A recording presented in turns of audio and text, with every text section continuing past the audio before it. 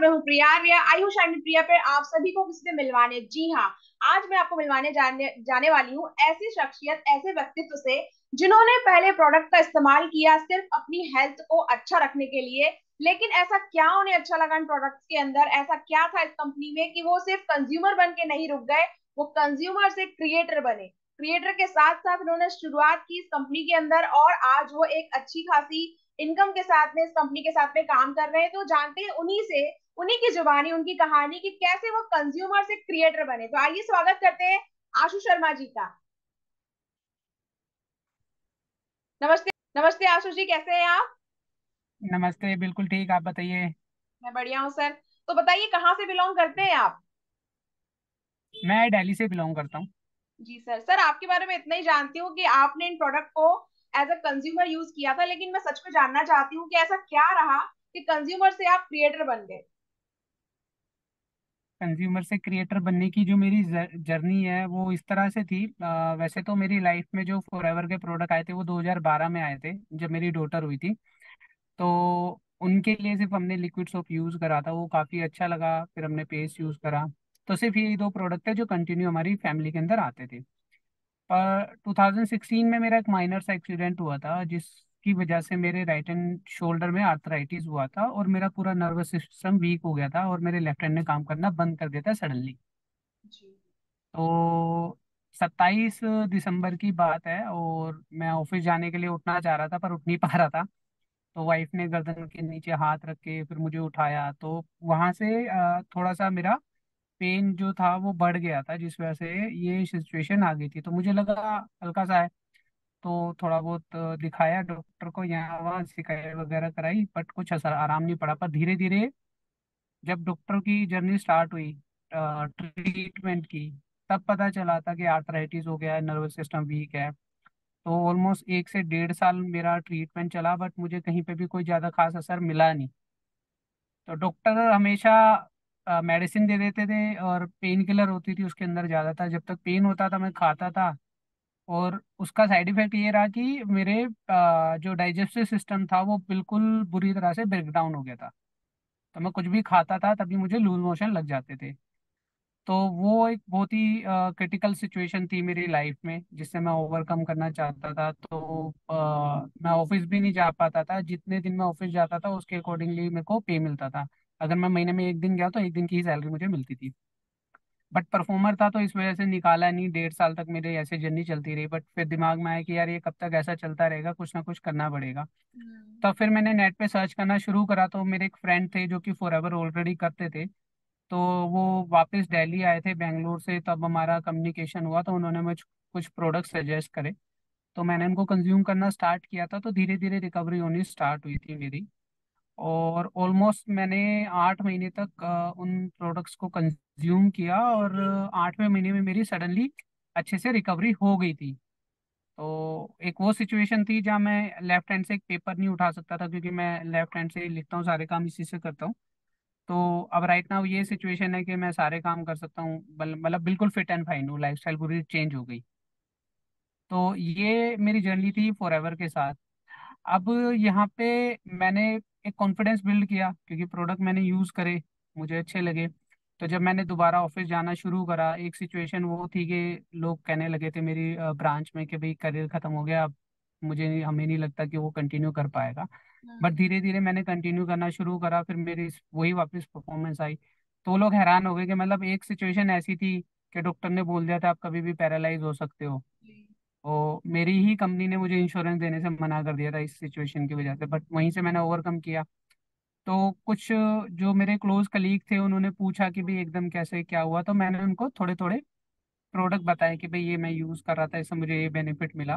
तो वहाँ पे कभी माइंड में ऐसा नहीं था कि मुझे कोई बिजनेस करना है। तो मैंने उनको जब प्रोडक्ट को सजेस्ट किया, उन्होंने यूज़ करा, तो उनको रिजल्ट मिला। तो मेनली एक लेडी थी शशि नाम से। तो वो काफ़ी फैटी थी, तो उसको वेट रिड्यूस करना था। वो बहुत सारी चीज़ें यूज़ कर चुकी थी बट कभी उसको कोई फर्क पड़ा नहीं था। तो उसने जब यूज़ करा तो विद इन 15 डेज उसके 3 से 4 किलो का जो वेट था वो रिड्यूस हुआ, जी। और अदर बेनिफिट भी उसे मिले। तो मेरा भी कॉन्फिडेंस बिल्ड हो गया कि यार मुझे तो बेनिफिट मिले थे, लेकिन मैंने जिसको सजेस्ट किया उसको भी बेनिफिट मिला। तो प्रोडक्ट काफी सच में जेन्युइनली बहुत अच्छे हैं। तो वहां से मेरी जर्नी स्टार्ट हुई बिजनेस की। तो मैंने बिजनेस प्लान को समझना शुरू करा।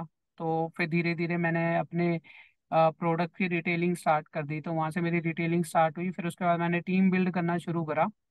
और चलते चलते ऐसे ही 2018 तक काफी अच्छी मेरी टीम बन गई थी। तो उस टाइम पे सारी चीजें ऑफलाइन ही होती थी। बट एक मैंने सबसे बड़ी गलती क्या की थी, जब मेरी टीम बिल्ड हो रही थी तो मैंने अपनी जॉब से फोकस हटा दिया। ओके। ठीक है, तो मैं ज्यादातर टाइम फॉरएवर के बिजनेस को देने लग गया। तो जॉब की तरफ मेरा ध्यान कम जाता रहा। तो उस वजह से क्या हुआ, मेरी जो परफॉर्मेंस थी वो धीरे धीरे धीरे धीरे डाउन होती गई। ओके। और फिर जब कोविड आया तो जो ऑफलाइन में काम करता था वो एकदम ही वो खत्म हो गया। हाँ। क्योंकि बहुत सारे लोग ऑनलाइन प्लेटफॉर्म को यूज नहीं कर पा रहे थे। टाइम पे नहीं तो कर। जो कर रहे थे वही साथ में चल रहे थे। जी। तो फिर क्या हुआ वहाँ पे, मेरे को जॉब छोड़नी पड़ी क्योंकि उस टाइम पे बहुत सारे लोगों की जॉब गई थी, मेरे साथ भी वही हुआ था। तो फिर भी ठीक था। तो फिर मैंने ऑनलाइन टूल्स यूज करने शुरू करे, जो समझ सकता था यूज कर रहा था उनको मैंने बताना शुरू करा, तो उनके थ्रू काम हो रहा था। बट फिर लाइफ थोड़ा सा और परेशानी वाला टाइम तब आया जब वाइफ को ट्यूमर डायग्नोज हुआ। तो एकदम ही मेरा ध्यान हट गया था सारे काम से। तो वहां जब मैंने ध्यान देना बंद करा तो मेरे अपलाइन ने मुझ पे ध्यान देना बंद कर दिया था। तो हमारा कम्युनिकेशन गैप काफी ज्यादा हो गया था। तो जो मैंने अपने कस्टमर बनाए थे रिटेलिंग वाले, अब धीरे धीरे उन्होंने ही उनको तोड़ना शुरू कर दिया था कम रेट में प्रोडक्ट देके। बट मैं कभी किसी को मतलब इस तरह से सेल करने के पॉइंट ऑफ व्यू से नहीं प्रोडक्ट देता था। तो उनकी कोई भी प्रॉब्लम है उसका सोल्यूशन मैं प्रोवाइड करता था, लेकिन जेन्युइनली बोलता था कि भाई क्योंकि ये मेरा बिजनेस है, अगर मैं अर्न नहीं करूंगा तो मैं सर्वाइव नहीं कर पाऊंगा। तो वो लेते थे। बट वहां पे उन्होंने मेरे कस्टमर को तोड़ना शुरू करा तो वो मेरे को बहुत ही बेकार चीज लगी। तब फिर मैंने क्विट कर दिया, मैंने फॉरएवर पे ध्यान देना ही बंद कर दिया था। ओके। तो ऑलमोस्ट 1.5 साल मैंने काम ही नहीं किया फॉरएवर का। ओके। फिर उसके बाद दोबारा से लाइफ स्टेबल हुई, मुझे दोबारा से जॉब मिली। तो इस बार मैं समझ गया था कि मुझे जॉब के साथ साथ बिल्ड करना है, जॉब को छोड़ के इसको बिल्ड नहीं करना है।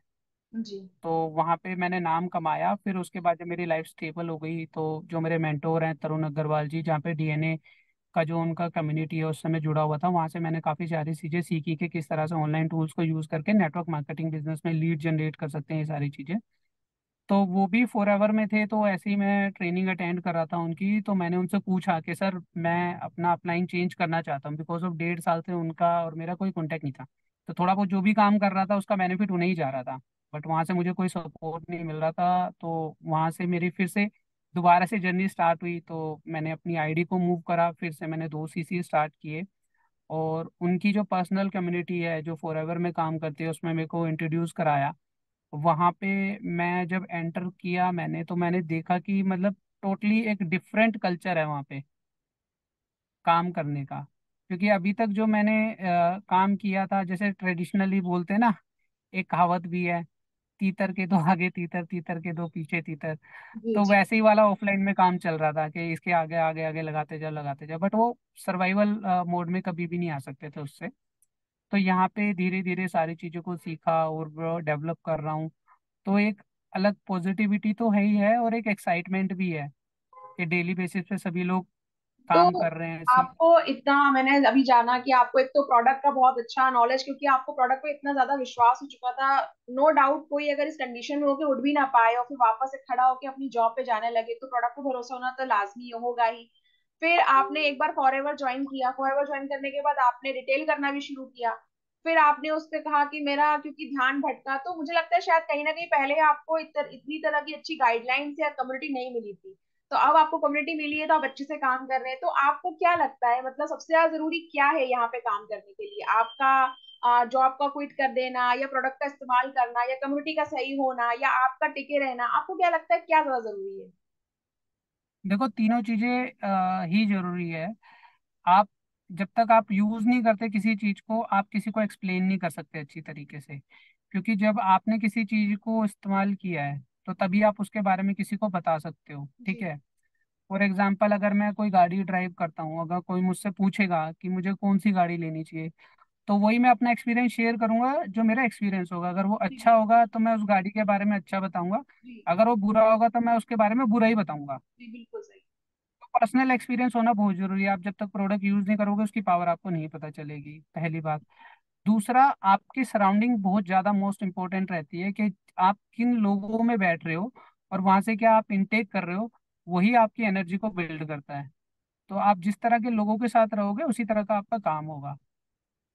तो एक कम्युनिटी का होना और एक राइट कम्युनिटी का होना बहुत ज़्यादा जरूरी है, जहाँ पे आप नई चीज़ें सीख सको, जहाँ पे आपको सपोर्ट मिल सके।